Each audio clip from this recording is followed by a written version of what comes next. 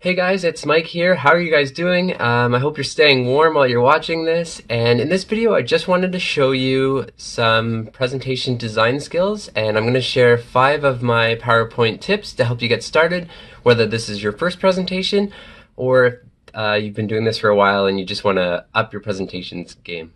The tips that I will be sharing with you helped me win a competition for Teacher of the Year in 2016. Specifically, I'm going to show you how to use different layouts, create a consistent theme, add pictures that tell a story, post comments in your notes pane, and lastly, how to properly use animations and transitions. So to get started, I'll open the PowerPoint program by clicking on the PowerPoint icon that's pinned to my taskbar. And then my first power tip, or power tip number 1 to you, is save time by using a template, but don't use any of these templates. A lot of these are old, especially a template like the Ion template. If you've ever heard of the 10-year challenge, this is the 20-year challenge. So I've literally seen this when I was 12 years old and I'm now 32. So this Ion theme has been around forever. So try not to use templates that are completely aged, okay? So try to use some new ones. So the way you do that is, instead of using a template from this menu over here, try to search for one that's going with your theme that you're trying to go for. So if you were going for a business presentation, you could click here. For me, I'd probably choose education. That would be a great overall theme. And the internet would look up these templates based on education, and they would locate new templates based on the word education. So they get updated all the time, and it's less likely that my audience has seen this type of template if I use the internet. So I'm going to click on education and then try and pick out, there's a few of these I really like, but one that I'm going to use for our purposes today in this video is going to be the safety procedures one, which is, I'm not sure why they call it safety procedure. It looks like a classroom. So I'm going to click on that, and then I'm going to wait for it to load, and then I'm going to press create. Okay, so the first thing I'm going to do once I get in here is to create my own title. And so I'm going to click in the title placeholder here. I really like this theme that they've got going on, so I'm going to mix the both white colored font and this turquoise colored font and kind of make that an overall theme throughout my presentation. So the challenge I issued to my students is to, maybe I'll make this first bit of writing text font. So if you ever want to change the color of your font, this is in the font group up here. So as I'm typing, I can change a few things about my font. I'll make it white, and it's very big, which is great for a title slide. If you're making a title slide, make the title large. So we're going to call this the My Life as History. Okay, and then I can change the color. So I'm going to change everything except the word life to white.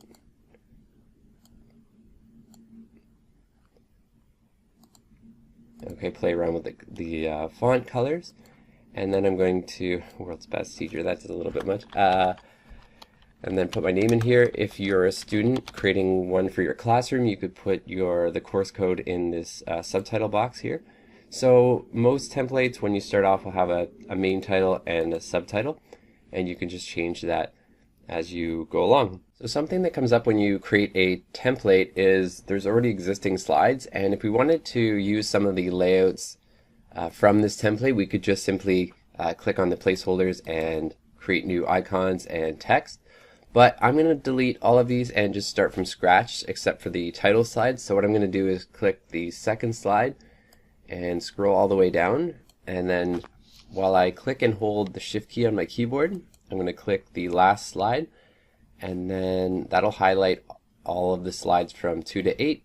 And then if I right click and press delete slide, all of those slides will get deleted all in one step, and I can start from scratch. So that's what I want to do, except for the title slide. So to create my own slides, I'm going to, in the home tab, click on the new slide drop arrow, and then we have a bunch of different layouts here. Now I can modify them as we go along, but generally for the second slide, I'll want one with a picture placeholder, and then maybe a little bit of room to write some main points. So I'll probably choose this title and content. You'll notice that title and content on this slide is way different than most title and content layout types, but that's because it's in this template form. So I can also move around the placeholders if I don't like where they're situated.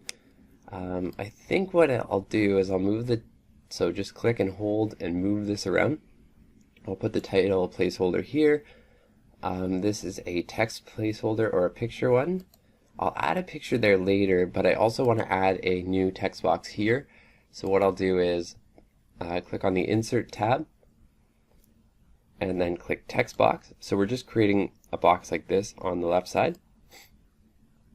And then I'll probably make it the same sort of line up with the other boxes as well. And now I can start typing in this box. So my second power tip to you would be that while your background and font colors should be consistent, you should try adding a variety of layout types throughout your presentation. So this one is title and content. We're going to try and use a few of these within this presentation. So, and you can change your layout at any time and just kind of choose from the layout options here in the new slide drop arrow. So I'll add a title to this slide, which is going to be all about inclusivity, and I'll show you what I mean in a second. So this one's going to be about inclusivity. So now that I've got a title that stands out, I'm going to add a picture. So the way you do that is in these text placeholders, there's a few things you can do. You can add a table, a chart, smart art, pictures from file or online pictures, and you can also insert a video. The first thing we're going to do is use a picture that I've got from a file. So I'm going to click on this icon, and then I'm going to search through my pictures, and I'm looking for my sister Julie. So I'll click on her name and it's going to search through all my pictures, and then there's a picture of me and Julie that I want to include. And then the picture comes out kind of small, so I'm going to move it. Now, a girl in a pool of water. That's the alt text that comes up. That if you have alt text activated on your presentation, it'll give you a description of pictures, which is nice. And if you want to move the picture, you just kind of grab it like this. If you want to rotate the picture, you can click the circle button and hold and drag it to any kind of rotation you like. But if you're going to change the size of the picture significantly, make sure that you click and hold from the diagonal buttons, so on the corners of your picture, and don't click these buttons halfway through the picture, because that'll distort the picture image. So if you click and drag from the corner handles, your picture won't become distorted. So I'm going to click from the corners and add my picture here. And now I'm going to add some picture effects to try and make this picture stand out, because we can add some frames to it if we like. There's some really good ones in this picture tools format tab up here. I'm going to add something like this that goes with our maybe something that actually, that one looks like a cool picture frame right there that stands out, and I'm happy with that. So you can also add some other picture effects. I won't touch this picture too much because I think it works well and it's a good size right now. So I've got a picture of me and my sister Julie, and what this has to do with inclusive education, I'm going to type in here. So again, I'm going to insert a text box, and I'm going to try and match it with the size of the picture. And when you are creating text, make sure that's big enough for the audience. So I like to say anything above 28 font. So anything 28 or bigger is fine generally. And you can add some bullet points. And my next power tip, my third power tip, is don't overload slides with text. PowerPoint is a visual tool, not an essay. So this is not a Word document. This is a visual tool. So if I want to put the main points on here, I can use the bullet points, and I might want to check, use the unique bullet points like the arrow. So my first bullet point might be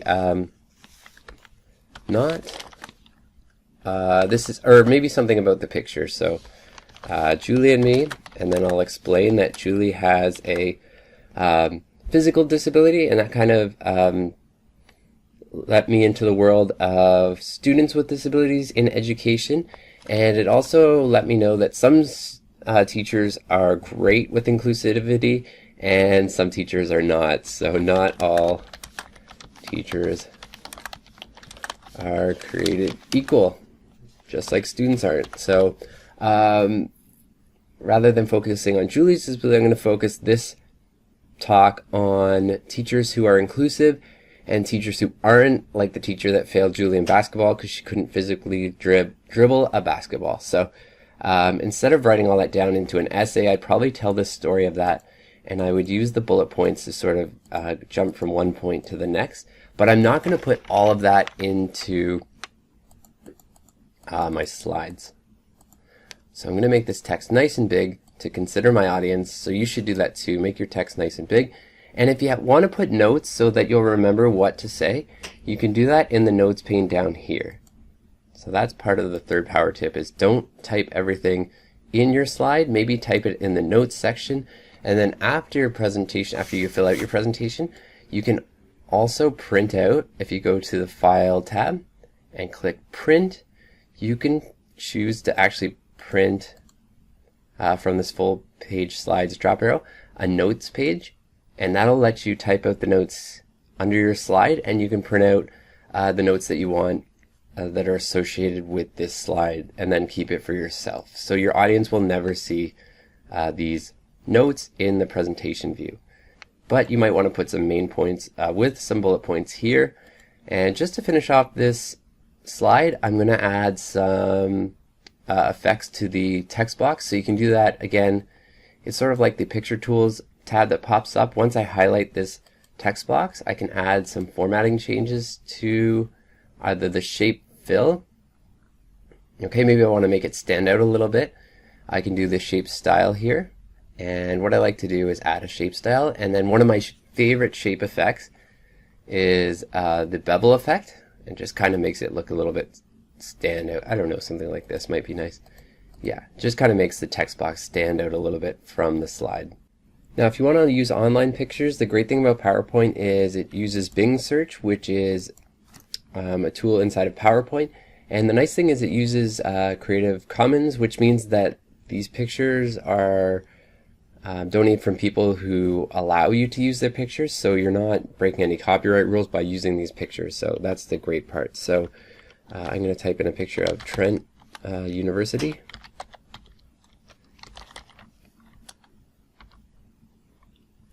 And even though I didn't spell university right, the picture that I wanted came up anyway, so that's good. Something like that. So anyways, yeah. So just to keep that in mind, you're not breaking any rules by using these online pictures. Anyways, I'm going to use, and then I also went to U of T, so I'm going to click the online pictures icon. See if just U of T will put, yep, University of Scarborough. That's actually the one, University of Toronto at Scarborough. And then maybe I want to make this one a little bigger as well. So anyways, we're not breaking any rules by using those online pictures, so that's great. That's how you would add online pictures to your presentation if you want to. So I've completed my second slide. I've got a title, I've got some main points, and I've got a picture that tells a story. And I've even got sort of a more scripted version of what I want to say in the notes box below. So this is something I want to say based on these main points. And now I want to move on to my next slide. So what I'm going to do is click on slide 2 and then click the new slide drop arrow, and I'm going to try and challenge myself to use a lot of different layouts. So I'm going to try to use this variation of title and content to add a video, and the video is going to be about my teaching philosophy. So I'm going to show you how to add a YouTube video, and make sure if you use someone else's YouTube video that you cite where you got it from and the date you retrieved it. So those are the two things when you cite using a YouTube video. And you can even just, with this layout, which is great, it's got a big space holder for the video, and maybe one to add the main points of the video on the right side. So I really like this layout. I'm going to click the insert video on the big placeholder, and there's a few options here. You can choose from file if you've created an MP4 file of a video. If you want to use a YouTube video, you can do that here. And then if the YouTube video or a Vimeo or there's other video software had a share button, it would come with embed code, and you can do that here. But if you're using a YouTube video, I'm going to show you how to use it in your presentation. So, oh, and just another tip, power tip, if you're going to use the video, make sure it's not long. Keep it to within a minute or two and not much longer than that when you're doing a presentation. You don't want the presentation to rely on a long video, and you'll lose people's attention. So this is a video I posted a few years ago about my teaching philosophy. And luckily enough, it's popular enough that it does come up on the YouTube search here, and then I'm going to insert it. So this is my own video. Normally I'd have to cite someone else's, but I created this one. And just like a picture, I'm going to move it.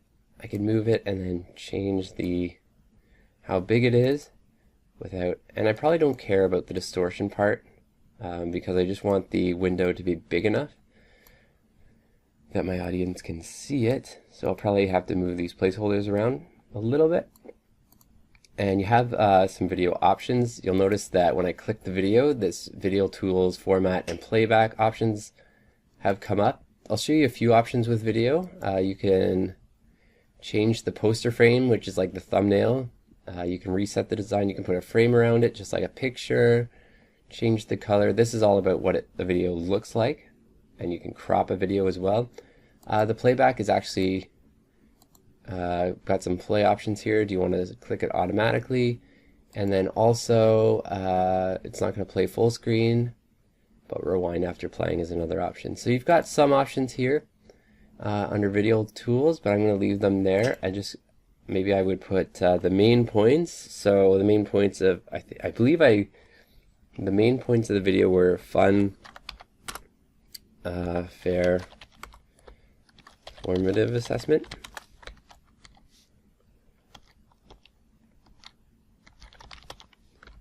And then feedback. Not sure which order, but yeah, those are my main points. And again, you never want to make text small enough, so make it 28 or bigger. And maybe I'll have like a checklist. So I'll change the bullet points to a checklist. Okay, so that's how you would insert video from either a file or a YouTube video. So my fourth power tip is don't be afraid to play around with the order of your slides, and you can do that right in this thumbnail of pane right here, where you just kind of click and hold the pictures and move them around, or the slides I should say. They're not pictures, but they're slides. Or you could go into alternatively you can go into your slide sorter, which would be better if you had tons of slides, and kind of move them around this way. So don't stay attached to the order. Maybe if I thought my teaching philosophy would be a good way to start, and then I can explain why I believe in the things I do as a teacher. So something like inclusive education should actually come after. I can move the order around in slide sorter view, and then just go back to normal view on the bottom here. So my last power tip for you is you can use animations and transitions, and I'll show you how to use them, but don't overdo it. Like this second slide, it has a video on it. It doesn't need much attention grabbing visuals. It's already got one. It's a video. So you don't have to add animations for every single point in your presentation, but maybe something like this with bullet points. You want to spice it up a bit. You can click on the text box and have the points come up individually, especially if this would be great if you wanted to explain the points and give them their due and have them kind of just pop up so that you can explain how each one is significant. So what I'm going to do is click on the text box, and then I'm going to go to the animations tab, and you've got a number of animations here. I'll show you more advanced animations in my next video, but we'll just stick with something simple like the fly-in animation. Okay, so you notice how I animated the text box. You can do that, but I'm going to go back. If you want to highlight the words in the text box, make sure you highlight them first, and then I'll have those fly in. Okay, so just be careful if you're animating the shape or the words within the shape. Now, the effect options, you see they all come together, but if I wanted the points to come up a little bit separately, oh yes, they are going to come up. No, the width previous. Okay, I'm going to say on click, and now it says, okay, so I had to change the timing around a little bit. They were sort of coming up at the same time, but if you click on click again, they'll come in order. So now if I go to the preview, 1, 2, 3, 4, and they don't come up that fast because I said on click. They're going to come up. What it'll really look like is if I press F5 to view what my presentation will really look like. Okay, you've got this video. It won't come up. The points won't come up until I click the button. So I want to explain Julia. This is Julie and me. She was 11. I'm 12 years old in this picture. So 20-year challenge. But anyway, so every time I click somewhere on my mouse or a keyboard button, the next point will come up, and that's kind of nice. So just use subtle animations like that. Don't go crazy. The pictures don't have to be rotating around each other to get people's attention. And transitions. I'm going to click on transitions, and I'm going to try to use one transition for your whole presentation. Don't use different ones. That takes the attention away from your slides. So try to use the same one over and over again, and try to make it subtle. If you think about your favorite TV show, there are different clips going on and jump clips and things like that, but they don't actually use like screen transitions. Okay, so just use one and stick to it. So we're going to use maybe a subtle one like the wipe, or maybe even try this one. So anyways, you can kind of experiment. It's just this little subtle thing.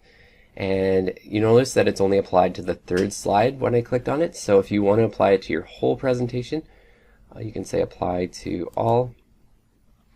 And if I wanted to make it super subtle, I could even speed up the duration, have it only last less than a second.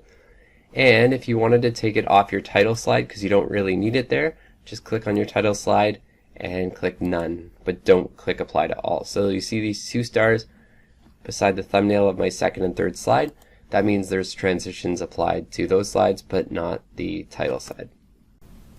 So now the last thing we're going to do is insert music to play throughout our presentation. And if you want free copyright-free music without getting in trouble, you can go to YouTube, and if you go to your channel image and click on Creator Studio, this is going to allow you to search for music that you're actually allowed to use in your presentation.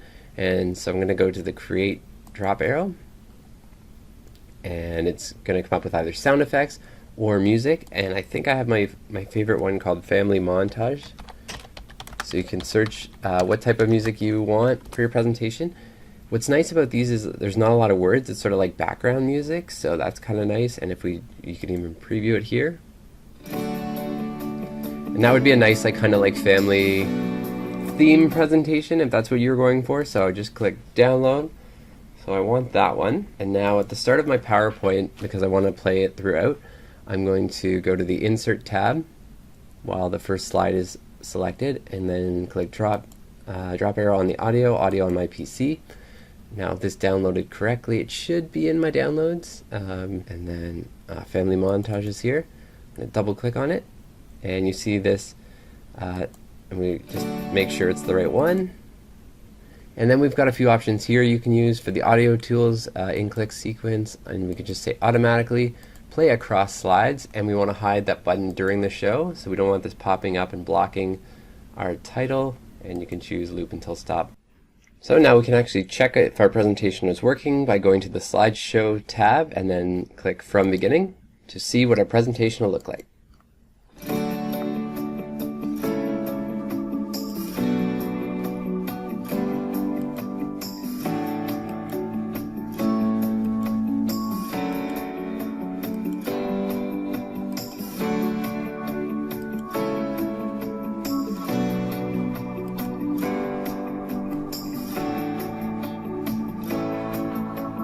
So that is it. I hope that helps you guys start developing your presentations. And if you're a student of mine, I can't wait to get to know you guys through this My Life is History presentation assignment.